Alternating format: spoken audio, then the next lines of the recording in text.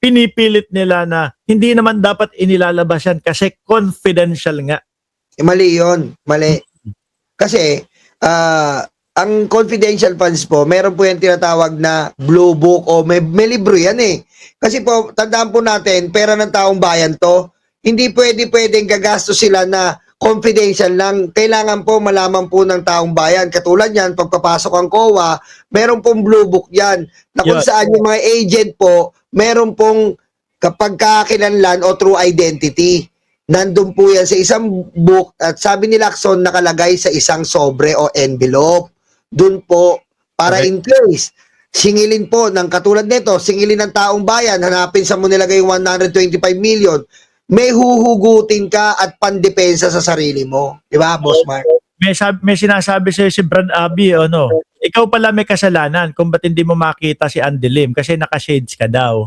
Anak ng wedding ka, kahit naka-contact lens ako, andilim pa rin. So talaga, Brad, oh. Brad Abby, oh. Tsaka alam mo, ano tawag dito? May hirapan talaga sila dito eh. Kasi, Yes. biruin mo ilan yung sinubmit nila na mga ilan yung sinubmit nilang mga resibo, no?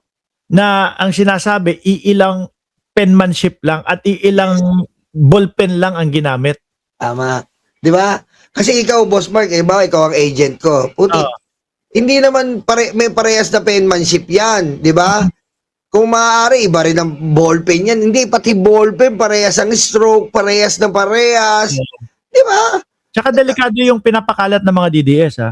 Delikado yun na ang sinasabi nila is, dapat lang talaga na ano yan, alias lang talaga dapat yan. Kasi nga, confidential at malalagay sa alanganin yung buhay nila.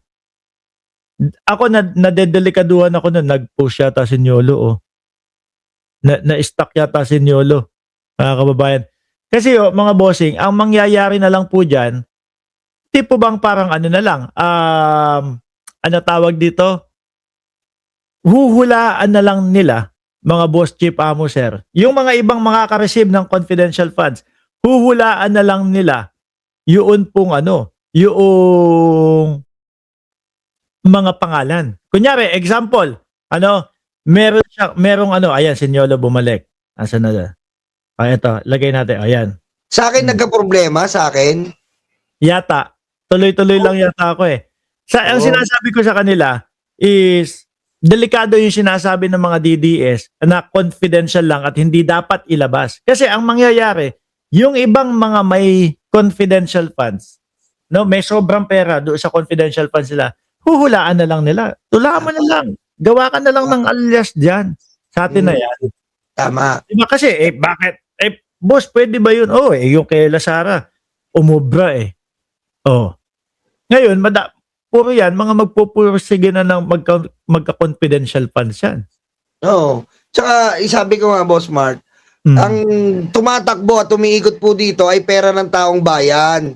Hindi lahat po sila ay liable sa taong bayan. So, lahat ng ginagastos po nila, dumadaan yan sa COA, kailangan po malaman yan. Kasi nga, tama si Boss Mark, maaari pong pagmulan yan ng nakawan. Diba? Hula-hula na lang. Ano? Hula-hula. Ito, i-play ko pa yung kay Atty. Lorna Kapunan. Go. Idol ko yan, yung galing yan eh. Oo.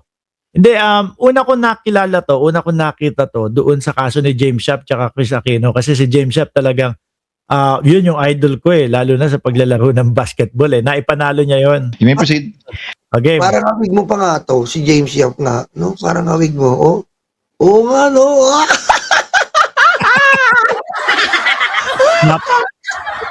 Ano na naman tayo ng mga DDS niya, sasabihin, papangit natin. Okay, play ko na ha. Also admitted is the fact that Gina Acosta was the Office of the Vice President's Special Disbursing Officer, or SDO, in relation to the OVP's confidential funds for the fourth quarter of 2022, as well as the first, second. Anali putulin ko lang. Hindi ko pwedeng palagpasin yung ganitong mga komento eh. Kailangan, nawala. Nasaan na? Kailangan mailagay ko yan eh. Anong comment yan? Ayan, bas ikaw na magbasa? Mas gwapo si Mark. Ay, syempre! Aray ko. Tuloy na natin. Siyempre, mamaya meron din diyan kapag ka yung Ken Yolo naman, syempre, hindi natin palalagpasin, okay? Babasahin din natin yun. Oh, game. and third quarters of 2023, as can be seen on the screen. May I ask counsel for the respondent? Inihintay ko na may magkomento, pinaringgan na nga natin sila. Sabi ko, inihintay ko na may mag-type na mas gwapo si Nyolo. Wala pa din tagal, oh. Ano yan? Nagparinig na nga tayo sa kanila na tingnan natin pagka may nagkomento naman. Wala pa din, oh. Yeah, bayan mo lang, matahimik pa yung mga yan eh. Okay, Wala pa sa ulirat. Okay. Confirm that, Your Honor. Thank you, counsel. Likewise, Your Honor. Yung sinasabi ko sa iyo, di ba? Hindi man para... Caroline Aquino, sagot ko na buong kamag-anak mo, hayop ka. Tuloy na natin to. Oh, game. Honor, this honorable court presiding officer will recall that in the hearing last Wednesday, several stipulations were made by both parties, and in fact, upon the initiative of Attorney Poa, counsel for the respondent. May I just remind this court what these are, and they will be flashed on the screen for the better appreciation of this honorable court. Mhm. Both the prosecution Lipat natin. Punta natin doon sa isa. Ano? Sige, sige. Medyo boring na dyan sa parte na yan eh. Admissions and or admissions Hindi pa kasi may be yan agreed upon natutumbok by the parties will go Yan. Diyan na yata yun, yan na. Game. a long way insofar as abbreviating the proceedings. Counsel for respondent is recognized for his comment to the request for stipulation by the counsel for the panel of prosecutors. Thank you, Your Honor. And, Your Honor, I would like to thank the Honorable Court for your patience as well. So upon consulting with my colleagues as well as the opposing counsel, the defense is willing to stipulate on the list of documents provided except for the acknowledgement receipts for the period covering December 21 to 31, 2022. Because one, What period is that again, counsel? acknowledgement receipts for the period covering December 21 to 31, 2022, Your Honor. Mhm. December 21 to 20. Sabihin mo lang kapag kaihinto ko at magkokomento ka. Ha? Eh, yun nga, ikukomentuhan ko na nga dapat eh. Sige. Isipin mo, Boss Mark, saka makakita, December 21 to 31, ginamit yung confidential fund. Doon pa lang kayo nahinala eh. Di ba? Ayun yung 11 days talaga. 11 No? days, iisipin mo, bawasan mo pa ng holiday. Bawas ilan ng holiday doon. Kaya ako naniniwala ako kay Ramil Madriaga, isang araw lang yan dahil ninakaw lang talaga ni Sarah yan eh. Hindi, Kasi- tsaka yung mga yung mga pahayag ni Ramil Madriaga, pati yung mga bag parehas. Parehas, di ba? Oo. Kaya, May pinakita rin siya larawan na talagang, di ba, yung pera na nilalaman. tsaka nagtataka ako nun talagang itinatanggi nila, nakilala nila si Madriaga, ano? Yun nga eh. Ang saklap nun, yun ang pinaka talagang maraming nauntog eh. Biro mo, binabati mo, happy birthday, meron pang placard eh. Happy birthday, Sir di mo kilala. Oo. Tapos sa kandidatura, nakikita ka, ikaw, siya ang alos campaign manager mo. Oo. Hindi mo kilala. Totoo. Di ba? Tsaka, kaya ang tingin ko, ang pinaka mastermind, yung pinaka ano tawag natin doon kapag ka naglalaro tayo ng computer, yung pinaka mothership nito si Ramil Madriaga kapag ka sa confidential funds no? Kumbaga dagger, yung pinaka dagger. Doon na sila malilintikan dito pero ano tingin mo doon? Nirat-rat nila?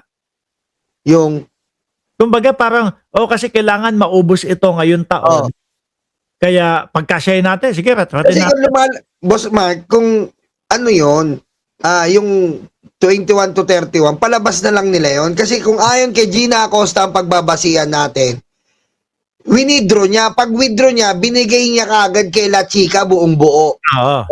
Which is, sabi nga, yung unusual. Kasi nga, hindi naman wini-withdraw lahat ng buong confidential funds eh. As much as possible, inuunti-unti, pwede. Unti-unti, pwede. Naka-check eh. Cheque. Ah. Cheque ini-issue. Sila, hinidro lahat. Nagsinungaling pa nga si Acosta na nilagay daw sa vault, pero binago. Binigay kay La Chica. Oo. Oh, yun ang utos ni Ma'am Sara, sabi niya. Oh, and then binigyan lang daw, lumusot pa, binigyan lang daw ng papel. Si ano na, yun na daw yung confidential fund. Oh, yun lang. Doon na Oh. yung naiipit si Gina Acosta tapos Yun. biglang sumasakit na yung ano, no? Oo, Sumasakit. pinatay eh. Pinatay. Oo. Pinatay eh. Tsaka sila Sulaika, ano? Ganyan, ganyan yung nakikita natin doon sa Congress ho kasi mga kababayan, di ba? Ngayon, di sila pwedeng gaganyan-ganyan. Hindi pwede yan sa impeachment yan. Oo. Tsaka, Hindi tsaka ipapatawag din yung mga yun for sure. Yes, papatawag yun Oo. ng prosecution. Ang tingin ko parang minadali nila na kasi kailangan maubos sa taong ganon tapos saka ano pero grabe kung hirap sila doon sa Congress na mailusot ito ano Oo. pa kaya Sa impeachment. sa impeachment kasi Hindi nila malulusot yan. oo Hindi nila malulusot yan kasi the fact na sinasabi ng netong mga yung babaeng manager na unusual po, hindi po talaga wini-withdraw yan ng lahat ng ganito. The fact na sinasabi ng COA na ito pong vice president natin unusual din kasi siya lang ang may confidential funds na ganyan. Sinabi. Department Diba? of Education. Oo. Si DepEd, ngayon na nagka-confidential funds, simula nung siya. At Vice President, simula nagkaroon ng pinakamalaking confidential funds. Ang Vice President po dati, pinakamalaki yata, 10 million lang. Isa Oo. sa iniisip ko kung bakit nila withdraw ng cash kasi 100 magkano 'di ba 125 cash. Oo. O para hindi para hindi masundan yung money trail, para hindi maano kung saan kasi kapag ka yung ano pa-check-check yan, syempre merong mga nakalista ya, etc. Yes. Oo. Kumbaga, isang buhos na lang, di ba? Isang buhos na lang. Tapos, ang narrative, kaya binuhos, lalagay muna sa vault yung iba. Pero nadula si Acosta, binigay lahat kay La Chica. Doon na napindeho. Doon na Yeah, napindeho.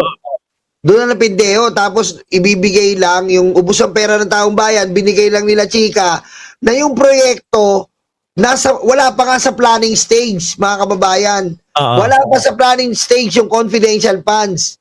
Kinuha nila ng buo, wala pang kasi boss Mike, ikaw may ano ka, may negosyo ka, di ba? Yeah. Meron yan na unang-una planning muna, di ba? Mhm. Tapos ng planning, survey, di ba? Ganun yan eh. Correct. Oh. Tapos niyan, nagkasundo, sign of contract, pondo. Di ba? Ganun mga stage eh, ng ano eh. Sila wala pa sa ganun. Winidraw na. Tapos, binigay na kay La Chica. Agad-agad. Oh. Yun na agad ano? Oo. Oh. Ay nako, ano? Kaya na ako nalulungkot ako doon sa mga DDS. Ano? Kasi nakikita ko sa kanila parang yung support, yung ano nila, yung ipinaglalaban nila is dahil iniidolo na lang nila 'yon. Biruin mo pati yung mga BIR box. Isa sila doon sa kumukontra na wag ipakita.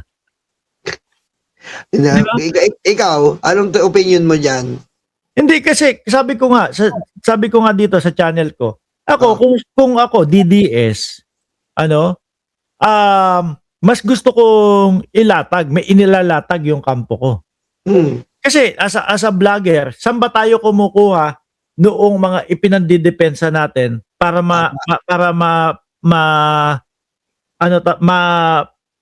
malabanan yung fake news po BBM kay Pangulo. 'Di ba dahil din po doon sa ipinapakita ng mga pinapakita nila BBM, pinapakita nila Attorney Claire Castro. 'Di ba?